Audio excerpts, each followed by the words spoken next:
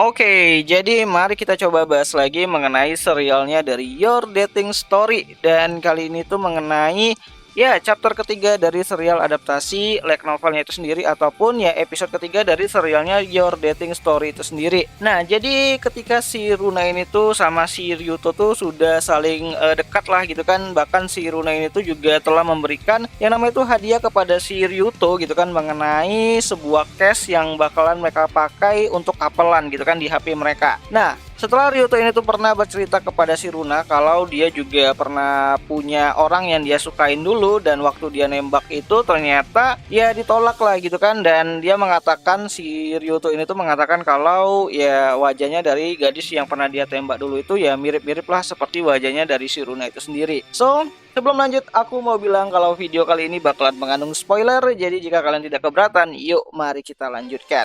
Nah, setelah berbicara mengenai gadis yang dulu pernah Ryuto ini tuh sukai ya, waktu di zaman-zaman SMP-an lah gitu kan. Ternyata gadis tersebut itu masuk dan menjadi anak baru di kelasnya si Ryuto gitu kan. Ya, gadis tersebut itu bernama Kurose Maria, dimana dia adalah gadis yang pernah ditembak sama Ryu dan ternyata ditolak gitu kan. Ya, waktu si Maria ini tuh memperkenalkan dirinya di depan kelasnya si Ryu gitu kan, Ryu pun merasa terkejut lah, kenapa balik lagi nih gitu kan, orang yang pernah aku sukain gitu kan. Dan akhirnya si Maria pun ataupun Kurose itu sendiri duduk di sampingnya si Ryu. Ya, awalnya ini agak canggung ya bagi si Ryu itu sendiri, sampai pada akhirnya si Ryu itu mencoba untuk ya berbicara lah kepada si Kurose itu sendiri, dan akhirnya mereka berbicara dan Kurose juga mengingat kembali mengenai sosok dari Ryu yang dulu tuh sering ngebantuin dia, walaupun sebenarnya dimanfaatin si Ryu ini itu sendiri. Nah, waktu si Maria ini tuh berbicara gitu kan kepada si Ryu, menganggap bahwa ya Ryu adalah teman yang baik, dan dia juga minta maaf dulu nolak si Ryu karena dulu dia nggak tahu dan nggak kenal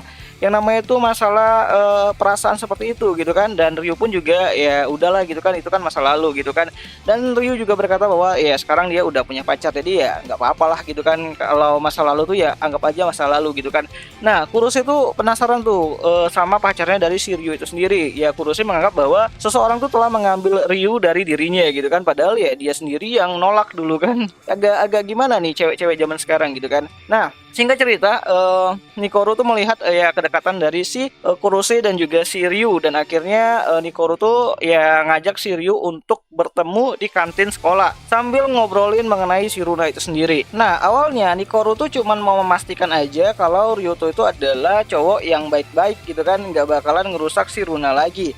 Ya, cuman itu doang sih sebenarnya. Tapi di sini akhirnya si Ryuto mencoba untuk memberanikan diri menanyakan hal-hal yang dia tidak ketahui mengenai si Runa itu sendiri kepada si Nikoro, karena setahu Ryu, Nikoro adalah orang yang paling dekat sama si Runa itu sendiri. Ya, mendengar hal tersebut gitu kan, akhirnya Nikoro tuh ya berceritalah mengenai si Runa, terlebih tepatnya itu bercerita mengenai tanggal ulang tahunnya dari Runa yang bakalan sebentar lagi akan tiba gitu kan. Dan si Nikoro tuh minta si Ryuto untuk bisa ya membuat hadiah lah ataupun acara lah gitu kan, untuk bisa memperingatin hari ulang tahunnya dari si Runa itu sendiri, walaupun ya hanya mereka berdua aja gitu kan. Ya, di sini juga Nikoro berjanji bahwa dia nggak bakalan yang namanya itu ceritain masalah si Ryuto tuh nanya-nanya kepada dirinya mengenai Runa, karena di sini ya Nikoro tuh ingin mendukung ya hubungannya si Runa sama si Ryuto itu sendiri, dan dia berharap bahwa Ryuto adalah cowok yang bisa menjaga Runa nantinya.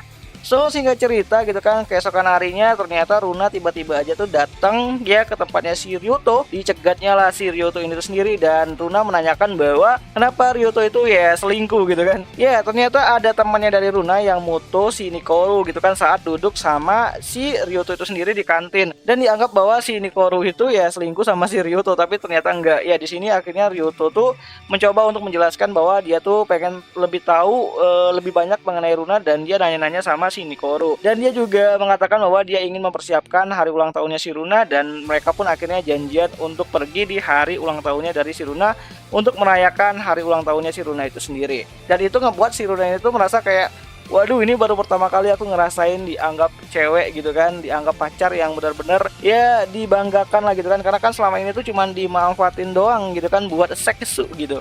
Nah, singkat cerita gitu kan, si Ryuto tuh ya akhirnya mencoba untuk mengajak Runa keluar dari rumah ya untuk merayakan hari ulang tahunnya si Runa. Dimana di sini Ryuto ya modal nekat aja lah gitu kan, walaupun dia sebenarnya nggak punya uang cukup banyak untuk membelikan hadiah yang dalam bentuk fisik itu berharga untuk si Runa itu sendiri. Ya, sepanjang perjalanan si Ryu tuh ya mengingat kembali nasihat-nasihat dan informasi-informasi yang diberikan sama Nikoru sebelumnya mengenai Runa yang suka banget sama boba gitu kan. Padahal dia juga punya boba. Ternyata dia suka juga boba.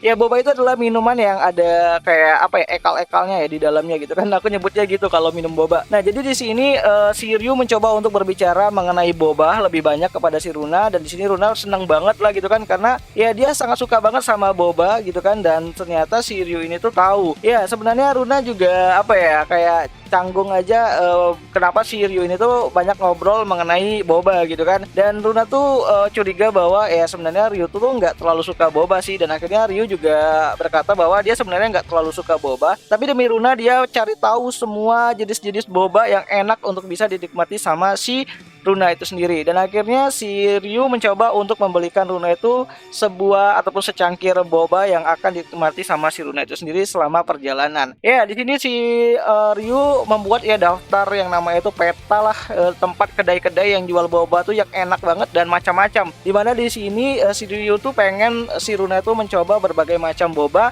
sampai menemukan boba yang paling dia sukai. Ya, walaupun sebenarnya di sini uangnya si Ryu tuh tipis banget lah gitu kan. Sampai pada akhirnya si Ryu juga kebablasan ngobrol-ngobrol sama si Runa sepanjang perjalanan, dan ketika sore harinya tiba, si Ryu tuh nggak sadar dan lupa ya kalau dia tuh belum membelikan hadiah untuk si Runa di hari ulang tahunnya.